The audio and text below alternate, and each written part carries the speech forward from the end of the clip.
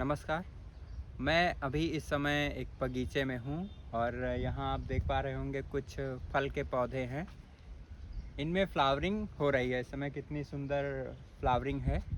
तो ये जो पौधे आप देख पा रहे हैं ये पियर है, नाशपाती जिसको बोलते हैं। और नाशपाती में अभी इस समय फ्लावरिंग हो रही है। पियर की बात करेंगे, चाहे पीच की बात करें, प्लम, चेरी, एप्पल, ये सारे टेम्परेट फ्रूट्स होते हैं। टेम्परेट फ्रूट यानी कि ठंडक वाली जलवायु, शीत जलवायु में, ठंडी जलवायु में उगने वाले पौधे हैं। अब ये ठंडक में ही क्यों उगते हैं, ठंडक में ही इनमें क्यों फ्रूटिंग होती है, फ्लावरिंग होती है, इसको समझाने के लिए आज मैं आप सभी के सामने ये वीडियो शूट कर रहा हूँ। तो जितने भी टेम्परेट फ्रूट्स होते हैं उनको जो है चिलिंग रिक्वायरमेंट की आवश्यकता पड़ती है। चिलिंग रिक्वायरमेंट क्या है? जितने भी ये ठंडी जलवायु में उगने वाले फल हैं वो सभी जैसे ही विंटर्स स्टार्ट होती है उसके पहले ही ये अपने पत्तियों को झाड़ देते हैं, पत्तियों का त्याग कर देते हैं और उसके बाद ये हाइबरनेशन या उनको हम सुसुप्ता अवस्था या डॉर्मेंसी में जाना बोल सकते हैं, ठीक है ना। तो सुसुप्ता अवस्था में क्या होता है कि इनमें जितनी भी फिजियोलॉजिकल एक्टिविटीज़ हैं वो बहुत ही स्लो डाउन हो जाती हैं, बहुत धीमी हो जाती हैं।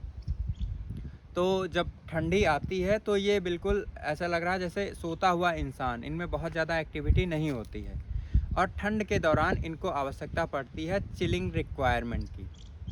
चिलिंग रिक्वायरमेंट क्या है? हर एक ठंडी जलवायु में उगने वाले फल के पौधे को एक सर्टेन घंटे चाहिए ठंडक के, और उन ठंडक के घंटे जब इनको मिल जाते हैं उसके बाद ही इसमें नए सीजन में फ्लावरिंग और लीव्स का डेवलपमेंट होना स्टार्ट हो जाता है, ठीक है ना। मैं उदाहरण के लिए मैं पियर को लेता हूँ, जिसका पेड़ आप देख पा रहे होंगे। तो पियर यानी नाशपाती का अगर हम बात करें तो मान लीजिए 800 घंटे चिलिंग रिक्वायरमेंट है नाशपाती की। मैं उदाहरण के लिए बता रहा हूँ, वास्तविकता में 800 घंटे ये वेरी करता है variety to variety.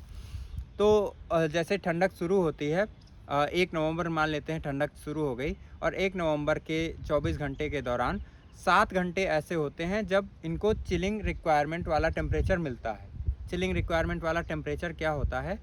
1 degree Celsius से लेकर 7 डिग्री सेल्सियस के बीच के जो टेम्परेचर होता है हम उसको चिलिंग रिक्वायरमेंट वाला टेम्परेचर बोलते हैं या चिलिंग टेम्परेचर बोल सकते हैं, ठीक है ना। तो मान लीजिए 7 घंटे ऐसे थे जब टेम्परेचर 1 नवंबर को 1 से 7 डिग्री सेल्सियस के बीच में था। तो 1 नवंबर के दौरान इनको 7 घंटे इनकी चिलिंग रिक्वायरमेंट पूरी हो गई। वैसे ही अगर 2 नवंबर की बात करेंगे तो 2 नवंबर के दौरान 5 घंटे ऐसे रहते हैं जब इसमें टेम्परेचर 1 से 7 डिग्री सेल्सियस का रहता है। तो 5 घंटे 2 नवंबर को इनके चिलिंग रिक्वायरमेंट के पूरे हो गए। ऐसे 7 और 5 मिला लेंगे तो कितना हो गया? 7 3 10, तो 12 घंटे जो है वो इनके चिलिंग रिक्वायरमेंट के पूरे हो गए। अब ऐसे करते करते पूरा नवंबर, पूरा दिसंबर, पूरा जनवरी और फरवरी आते आते जो इनकी चिलिंग रिक्वायरमेंट है वो पूरी हो जाती है।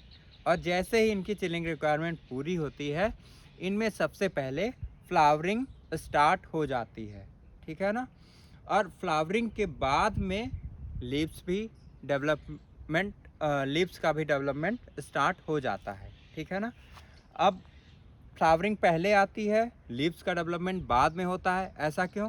क्योंकि फ्लावरिंग के लिए जो है चिलिंग रिक्वायरमेंट वो कम चाहिए होती है और लीव्स के डेवलपमेंट की चिलिंग रिक्वायरमेंट वो है वो ज़्यादा होती है। तो पहले किसकी चिलिंग रिक्वायरमेंट पूरी होगी? फ्लावरिंग की पूरी होगी। तो पहले फ्लावरिंग इसमें आएगी and after flowering leaves development का जो प्रोसेस है वो भी स्टार्ट हो जाता है। तो इसे हम चिलिंग रिक्वायरमेंट बोलते हैं। यही कारण है कि ये जो जितने भी ठंडी जलवायु के पौधे हैं वो ट्रॉपिकल और सब ट्रॉपिकल क्लाइमेट में फ्रूट्स का डेवलपमेंट उसमें नहीं हो पाता है।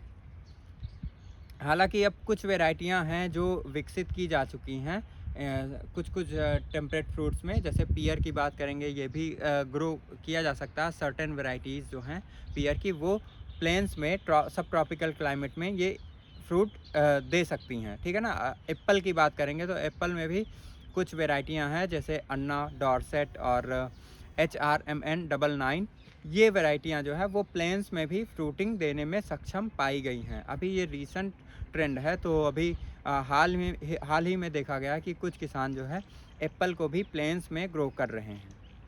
ठीक है, थैंक यू सो